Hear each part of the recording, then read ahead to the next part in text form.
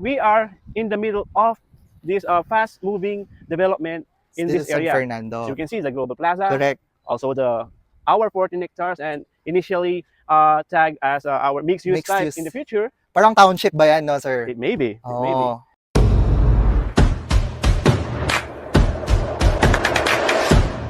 Hi future homeowners! Welcome back again to our YouTube channel here at Your Top Realtor. So for today's vlog, we will feature another exclusive subdivision dito sa San Fernando, Pampanga. And before that, I would love to introduce to you po yung broker coordinator partner namin, si Sir Jem.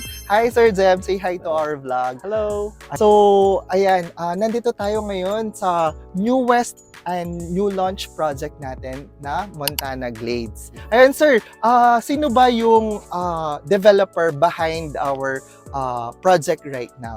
Okay. The developer of Montana Glades was City Lakeside Development Corporation. And City Lakeside Development Corporation was owned by 4 respected and prestigious businessmen here in Pampanga. Wow! Okay. Sounds ano yan Yes. intriguing or interesting, di ba? Talagang ano sila, kahit isa lang sa kanila, they can finance it. And I tell you, this project will be the great project in this location. Yes. So when it comes sa location, sir, with Montana Glades, saan ba naka-strategic catered si Montana Glades? Okay, Montana Glades is strategically located here in Calulut City of San Fernando, Pampanga. Paano ko nasabing strategically located? Well, pinagyayabang ko lang naman. We are in the center or in the heart of San Fernando talaga. By taking this Del Rosario Bypass Road, or they call it Tourism Road, going to the Mexico exit, and the old road, the Panipon Calulut Road, going also on a Mexico exit, Toll Plaza. And we are in the middle of this fast-moving development in Still this area. San Fernando. You can see the Global Plaza, Correct. also our 14 hectares, and initially tagged as our mixed-use type. In the future. Parang township ba yan, no, sir? It may be. It may be. Also, this coming progress here in the Coliseum. Yes. And a lot more to offer in this area. Correct. So I'm inviting all the buyers out there, home buyers, and to invest here in location because of those development. Yes, So correct. just contact Property Finder. Marquez Realty. Yeah, thank you sir with that.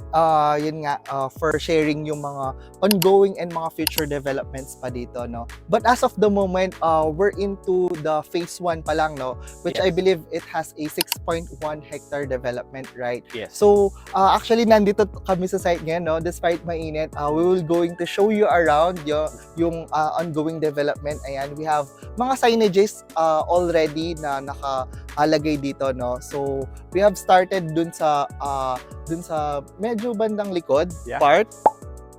Pero malapit lang. And with this, since it offers lot only, so I believe meron pong theme na susundan if you will going to build your dream home. So what's the theme that they would wish to follow? All right. So since we are offering lot only, we still have this design that will go into yung gagayahin natin to follow. So we called it the modern tropical theme. Oh, nice. So very aesthetic, modern aesthetic tropical design. Architecture.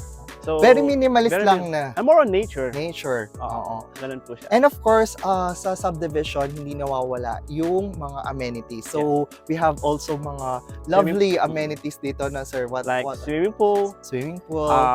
Swimming pool, adult and kiddie pool. We have the playground. Also, we have this park, mini park. And, syempre, yung clubhouse natin for our multi-function activities ng ating mga homeowners future in this project. Yes. And with sa mga pagpipilian nilang when it comes to the lot area with the cut sizes, no. So what's the model size na meron tayo dito? So we are our smallest cut or our lot only is 120 up to 308 square meter. So ideal siya when it comes to young investor, mga newlywed couple, middle income earner. Ganun po siya. Yes. And when it comes sa price, sir. This is the Okay. most exciting part. Baka yung mga future clients magtatanong, how much would be the price per square meter dito? So since this is our pre-selling stage, Oo. so we are at our promo stage. So sa total contract price, we offer the equity, developer equity as low as 10%, Oo. and then 10% DP and 90% loanable in bank or pag-ibig to follow na ho To tayo dyan. follow. At the same time, to calculate it, it's just 16 to 17,000 per square meter, around something like that. Yes. At the same time, we are offering this for this certain month. We don't know kasi as of now, we only have 8 units. Yes. So, right, Wow! Yeah, 8 units. Ganun po kasi bilis, parang siyang hotcake. Oh, So right nice. after these, syempre, pag wala na kami inventory, we will open another inventory. Yes. But on that, we are adding 5% increase for that. And Wow. different payment scheme na naman po.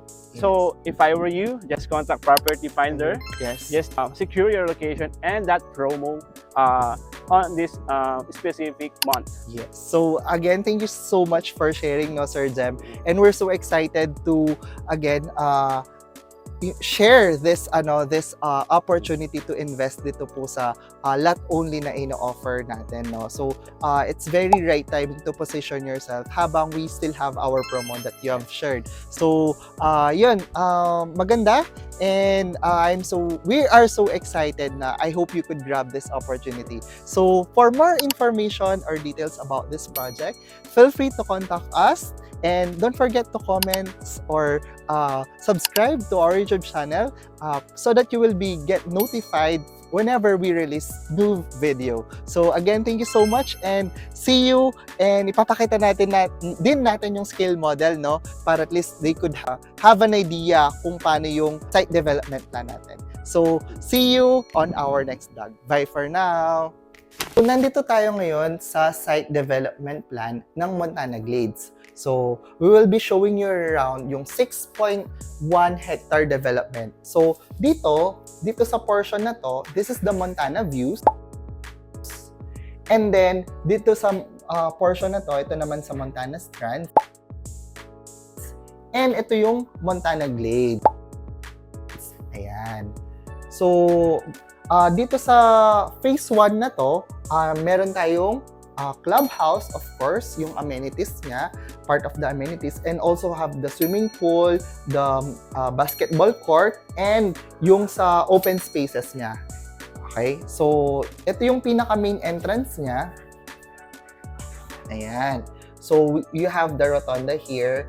Tapos, we have yung mga currently open, we have the block 5, 6, yan yung mga open ngayon, block 3, block 4.